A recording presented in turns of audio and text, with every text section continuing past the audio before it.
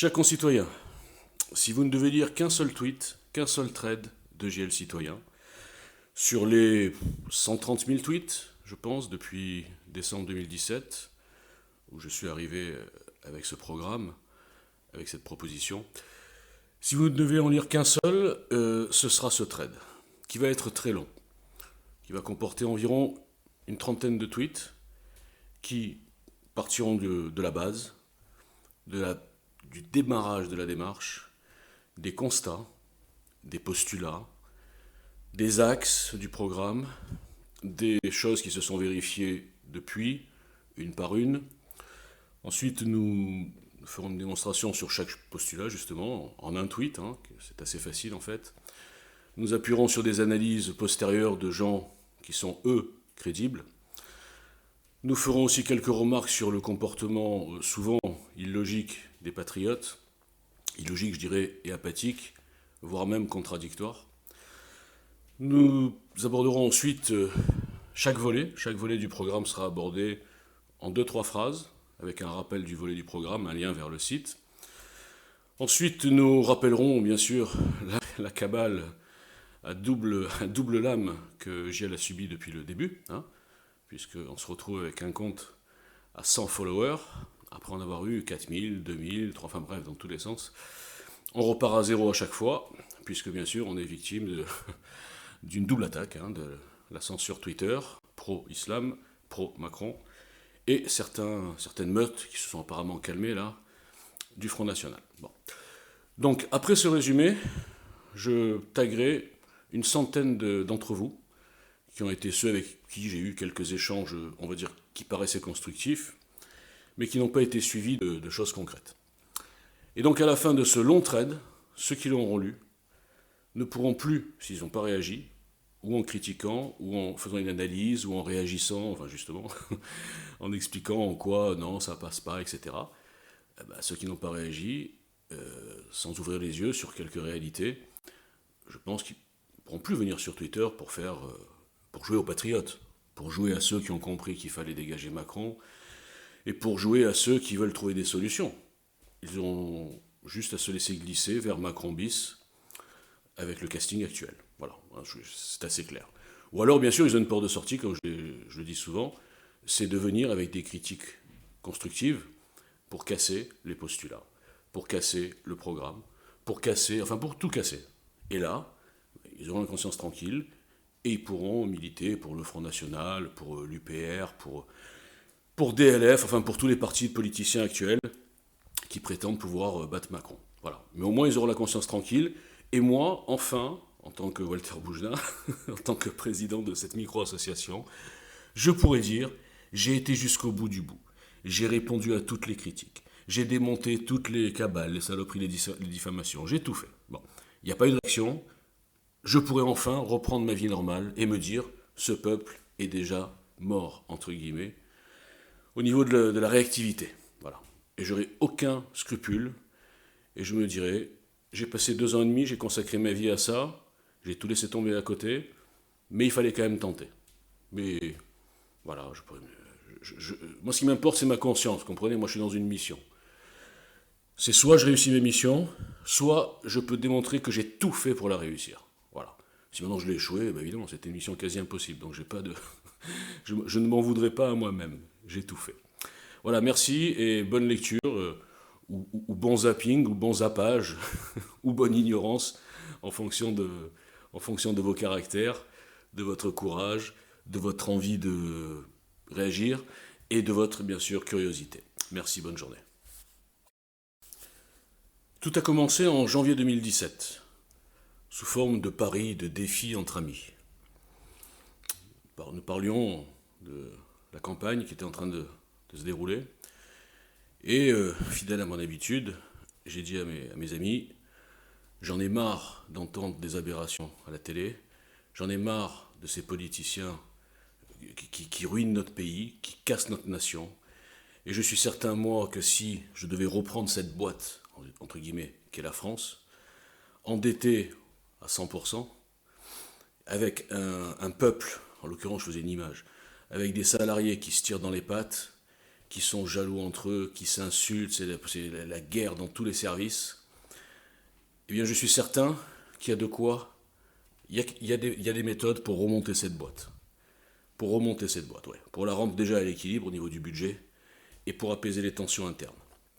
Et sur ce postulat complètement fou, j'ai dit les gars, je vais m'amuser, hein. Je vais essayer de réfléchir, de regarder toutes les statistiques, tous les budgets de l'État. Je vais essayer de tout reprendre de A à Z, de lire des milliards, non j'exagère, des centaines d'articles, d'analyses, de statistiques, etc. Et je vais écrire un programme de reprise, comme si je reprenais une boîte. Vous savez, c'était ça mon raisonnement à la base. Et je me suis enfermé pendant 2 mois. Et bien sûr, moi je ne suis pas ni un politicien ni rien, hein. Donc j'ai appris beaucoup, mais tout seul.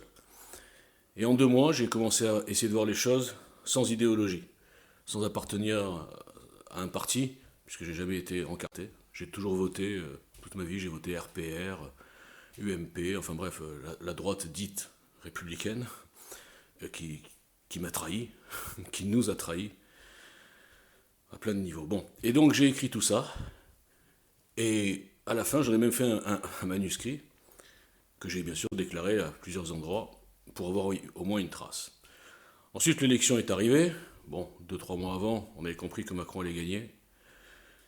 Et j'ai rangé mon programme dans un tiroir. Ensuite, Macron a été élu. J'ai dit, bon, on va lui donner sa chance. Qu'est-ce qu'on peut faire d'autre? On va voir. Et au bout de 3 mois environ, j'ai compris que ce type-là allait achever notre nation, qu'il était mandaté pour une mission de destruction froide, que ce type-là ne connaissait ni la France, ce type-là n'aimait pas les Français, il l'a confirmé, ce type-là était un arrogant, c'est-à-dire qu'il ajoutait l'incompétence depuis 35 ans, il ajoutait en plus l'arrogance. Avant c'était la fausse humilité, avec lui on a eu le pire du pire. J'ai vu les signes clairs qu'il envoyait à la communauté musulmane, clairs, de plus en plus clairs. J'ai compris, je n'ai pas été le seul, que si ce type-là repassait en 2022, c'était, comme je le dis souvent, la fin des haricots. Alors je me suis dit, qu'est-ce que je peux faire moi? Je suis tout seul dans mon salon, je suis personne, je connais personne, je n'ai de lien avec personne, ni lobby, pour rassurer les gens. Je n'ai aucun lien non plus avec une communauté ou une autre, hein. Vous connaissez mon profil. Mon père était juif tunisien, ma mère est française catholique, donc je suis même pas dans une communauté. je plaisante quand je me souviens qu'on m'a traité de Mossad, islamo, pro-sioniste, enfin bon, n'importe quoi. Bref, c'était une parenthèse. Donc j'ai dit qu'est-ce que je peux faire, surtout que mon programme n'était pas du tout complet, hein. C'était une trame, c'était des lignes. Il y a plein de domaines que j'ai même pas abordés parce que je savais que j'allais rien pouvoir apporter. Voilà, on ne peut pas avoir des idées sur tout. Et ben j'ai dit la seule chose que je peux faire, c'est d'aller sur Twitter et de trouver des gens comme moi, parce qu'il y en a plein. Je parle tous les jours avec des gens qui sont dans le même état que moi. Et parmi ces simples citoyens, il y en aura forcément qui auront des idées, qui auront des choses à dire, qui auront des choses à apporter au programme. Et je pensais qu'avec les compétences citoyennes qu'il y a dans ce pays, il y en a plein, on pouvait construire un programme incassable. Commencer par le programme, pour une fois. Je suis donc arrivé en novembre 2017, fin novembre 2017, avec un compte Twitter qui s'appelait à l'époque Programme JL.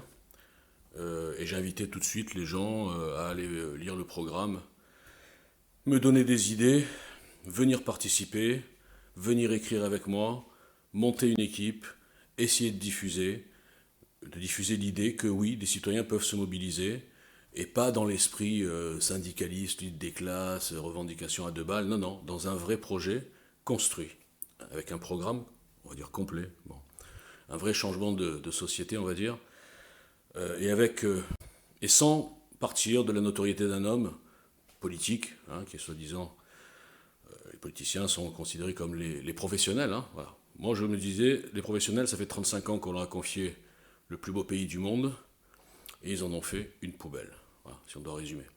Donc je me suis dit, peut-être qu'on devrait laisser leur chance aux amateurs. Les amateurs, en l'occurrence, ce sont les citoyens. Et parmi ces citoyens, on peut trouver un ou deux médiatiques, demi-médiatiques, mais pas politiciens, qui peut devenir le pilote de ce projet. Voilà, c'était ça le truc. Donc je suis arrivé la fleur au fusil. Je suis arrivé naïvement sur les réseaux en pensant que les réseaux, enfin en tout cas Twitter, c'était un lieu de débat, d'échange, et je ne savais pas que c'était la jungle.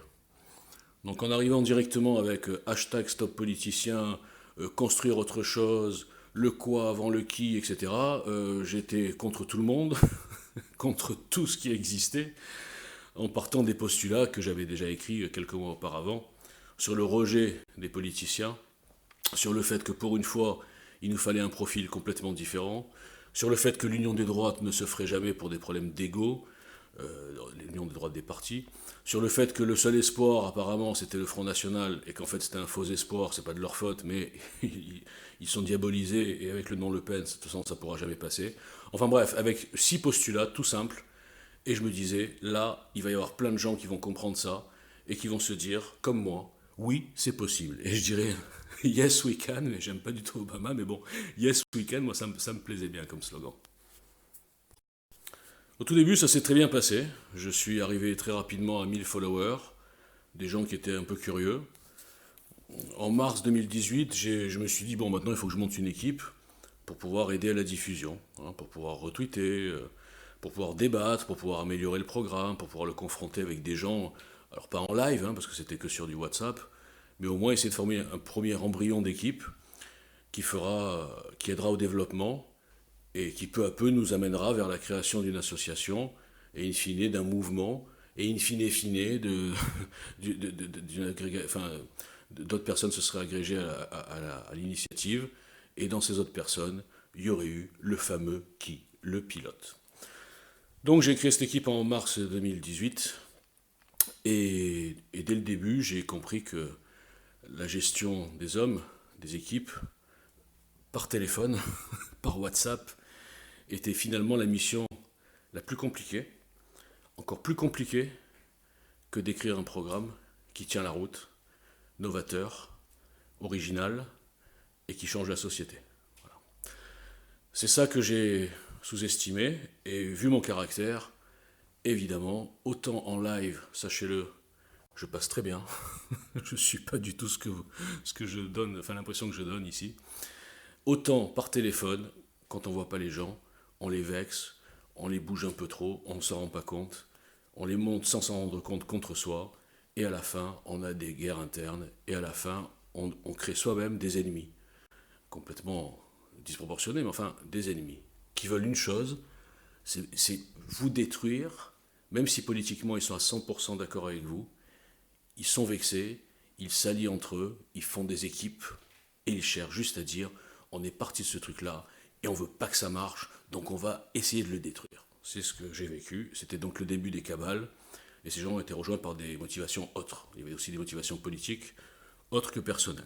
Ça s'appelle donc une cabale à multiples motivations. Cette cabale a eu des effets catastrophiques à tous les niveaux. Premièrement, sur les réseaux sociaux, j'ai bien compris que quand on se défendait contre 20, 30, 40 qui vous harcèlent, qui vous insultent, qui vous menacent, etc., quand on se défendait, on passait soi-même pour l'agresseur. C'est un truc extraordinaire que j'ai vraiment découvert ici.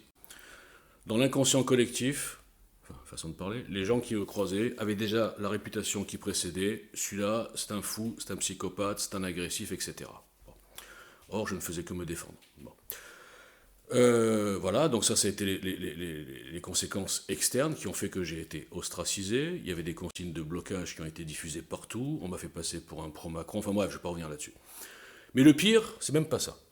Le pire, c'est que cette cabale a empêché les gens de s'approcher de JL. Puisque chaque fois que quelqu'un voulait soutenir JL, il était menacé, raillé, insulté. Et j'ai beaucoup de gens qui sont venus me dire au bout de quelques temps, Walter, je suis désolé, je ne peux pas continuer. Je suis pas venu sur Twitter pour me faire insulter toute la journée. Bon, dès que quelqu'un me parlait, les hyènes lui sautaient à la gorge, il s'éloignait, on lui racontait n'importe quoi, et donc EJL et Walter Bjna étaient donc classés psychopathes. Voilà, c'est extraordinaire. Bon. Donc on est dans un cas vraiment flagrant d'inversion accusatoire, hein, puisque c'est la cible du lynchage et qui est considéré par les passants comme l'agressif, et qui est considéré par les lyncheurs comme un harceleur. C'est le monde à l'envers. Donc j'ai perdu quasiment un an à me battre dans ces trucs-là. On me dit que j'aurais pas dû répondre. moi je sais pas ne pas répondre, hein. Quand je suis attaqué, moi je me défends. Si vous voulez des François Hollande, si vous voulez des gens complètement insipides, la comparaison, le pauvre il a rien demandé, eh ben c'est pas moi. Voilà. Moi je suis pas un politicien, je suis un citoyen. On m'agresse, j'agresse en retour, et même des fois encore plus fort que l'agression initiale. Ça va tout à fait dans le sens du programme d'ailleurs, hein, la mesure sur légitime défense. Je suis comme ça et je ne changerai pas. Donc, un an de perdu, jusqu'au moment où, bien sûr, ils ont réussi à me faire suspendre les comptes. Et je suis reparti de zéro plusieurs fois. J'avais des comptes à 4000, etc. Et je repars aujourd'hui de zéro. Et j'ai aujourd'hui sur Roger le Citoyen 100 followers. Comme si j'avais rien fait, tout mon travail a été effacé. Alors j'ai fait des dizaines, peut-être pas des centaines, mais enfin des dizaines d'appels où je replantais le décor. Et j'appelais justement les gens à venir me faire des critiques autres que des insultes personnelles, autres que des diffamations, autres que des trucs hallucinants. Non, non, des trucs concrets. Par exemple, les postulats, longtemps, on m'a traité de fou pour mes postulats. Bon, comme je l'ai dit et je l'ai répété, si je suis fou, Michel Onfray, par exemple, est fou lui aussi, mais avec 2 ans de retard. Alors peut-être que c'est moins grave. Peut-être qu'être fou en 2017, c'est plus grave qu'être fou en 2019. En tout cas, les postulats, Michel Onfray comme plein de gens, c'est marrant, mais ils ont les mêmes que moi. Ça veut dire que c'est évident, hein, je veux dire. Donc personne ne peut casser les postulats. À la base, dans n'importe quel projet, quand les postulats sont bons, ensuite, il y a de grandes chances que la suite, justement, soit logique. Alors admettons que la suite ne soit pas logique, admettons que les axes, les lignes de chaque volet du programme ne soient pas ceux de 60% des Français. C'est ça le pari de JL. Hein.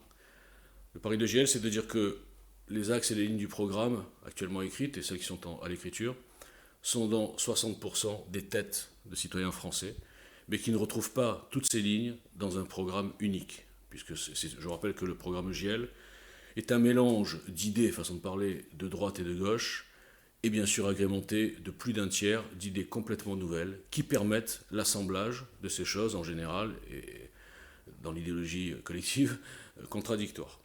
C'est ça l'originalité, et c'est pour ça que je me permets depuis 3 ans ou 2 ans d'appeler ça un programme novateur. Parce qu'il n'y a absolument rien qui ressemble au JL sur le marché, dans sa globalité. Hein. Donc voilà, donc en fait, personne n'a cassé les postulats, personne n'a vraiment critiqué le programme, et tout le monde s'est acharné à me critiquer moi, à m'insulter moi, à me salir moi, alors que, je le rappelle une 800e fois, je ne suis pas candidat, je ne le serai jamais, je ne suis pas un politicien.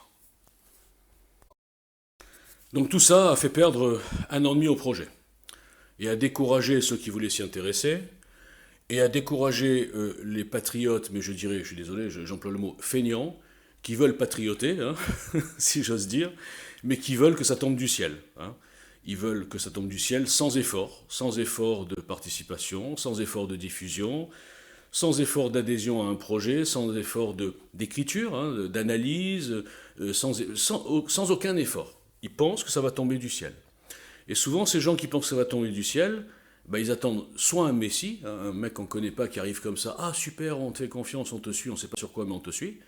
Soit ils font semblant de croire au Front National, parce qu'effectivement c'est une position qui est très vendeuse sur Twitter, et qui permet d'avoir des tonnes de retweets, des tonnes de followers, des tonnes d'amis, on est tous patriotes, et les autres ce sont des salopards. je plaisante. Et oui, j'ai rencontré, enfin j'ai croisé quand même des gens pour qui le patriotisme et le drapeau, c'est le Front National, c'est la famille Le Pen. Le reste des Français, ils n'ont pas le droit d'être patriotes et d'aimer leur pays et de vouloir le défendre s'ils n'ont pas la carte ou s'ils ne votent pas Front National. Ça s'appelle, moi j'ai appelé ça la binarité, hein, sur Twitter, qui est encore plus exacerbée que dans la société. C'est d'un côté pitoyable, mais bon, c'est comme ça, j'ai pas pu lutter contre ça. Donc ce temps perdu nous rapproche de l'échéance. Et finalement, aujourd'hui, mis à part EJL, il n'y a absolument aucune initiative citoyenne construite. Il n'y a que des petits groupes, des petits groupuscules qui veulent ci, qui veulent ça. Mais personne n'a eu l'ambition de promouvoir un programme complet.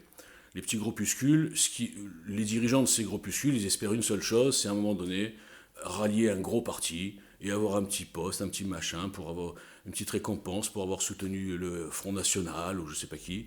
Voilà, donc ce sont des motivations vraiment qui sont très éloignées des miennes, et c'est peut-être pour ça qu'on ne comprend pas. Pour finir, j'ai même eu des gens qui m'ont dit mais on comprend pas, c'est pas normal que tu présentes le truc et tu veuilles pas être candidat. Bon, ils n'arrivent pas à comprendre les gens. Ils sont tellement lobotomisés par le monde politique depuis 40 ans que tout ce qui est original pour eux c'est fou. Voilà, donc ça n'a rien de fou, hein. Voilà, vous savez tout. Maintenant, je vais aligner derrière une centième fois, volet par volet, postulat par postulat, démonstration par démonstration. Côté visionnaire, dans le sens des choses datées d'il y a un an ou deux qui sont réalisées, et bien sûr un appel final à l'adhésion, à la participation, à l'aide à la diffusion. Voilà tout ce qu'il faut pour essayer de construire quelque chose. Ensuite, vous l'avez compris, quand nous serons un petit peu plus solides, un petit peu développés, que le programme sera un peu plus finalisé, on pourra passer au crible des experts. Ce que j'appelle les experts, c'est les demi-médiatiques que j'ai dans mon trombinoscope, et qui nous rejoindront. Parce que ces gens-là, figurez-vous qu'il y en a plein qui ne s'engagent pas en politique, d'abord parce qu'ils pensent que ils n'ont rien à y gagner, c'est vrai, c'est un monde sauvage, hein. Et deuxièmement parce qu'eux-mêmes sont assez introduits et assez informés pour savoir que les partis politiques existants, ça ne les intéresse pas. Ils voient la dimension des chefs de parti, ils disent qu'est-ce qu'on va faire dans ce truc-là. Alors que ces gens-là, s'ils voient qu'il y a un bateau qui se construit sur la base d'une initiative de citoyens, qui ne sont pas des révolutionnaires insoumis ou des zadistes ou des je sais pas quoi ou des black blocs, non, non, non, c'est des gens de la majorité silencieuse construits et qui ont écrit déjà quelque chose, ils viendront aider et ils n'auront aucun problème à s'engager parce que là la mission c'est une mission de sauvetage de notre pays, c'est pas une mission de carrière politique. Et ces gens-là, intelligents, que j'ai déjà sélectionnés avec toute mon équipe, et que en plus je suis certain qu'ils recueilleront. Enfin bref, ce sont des gens qui sont. C'est une petite sélection pour l'instant, hein, c'est pas définitif. Je suis certain que ces gens-là pourront avoir ce réflexe, ce sursaut et cette volonté d'agir concrètement pour leur pays, plutôt que de donner des conseils, machin, de faire des analyses. Bon d'accord, on a compris, maintenant venez avec nous et venez nous aider. C'est ça le message de JL. Alors pour l'instant, évidemment, je ne peux rien faire. Je ne peux pas aller voir Charles Gave, je ne peux pas aller voir Zemmour, je peux aller voir personne. Ils vont me dire, mais vous êtes qui, monsieur? Bah oui, voilà, j'ai une cinquantaine d'adhérents. Ok, bon, merci, au revoir. Voilà. Donc aidez-moi à me donner les possibilités d'aller voir ces gens-là et de les ramener par la peau des fesses, si j'ose dire.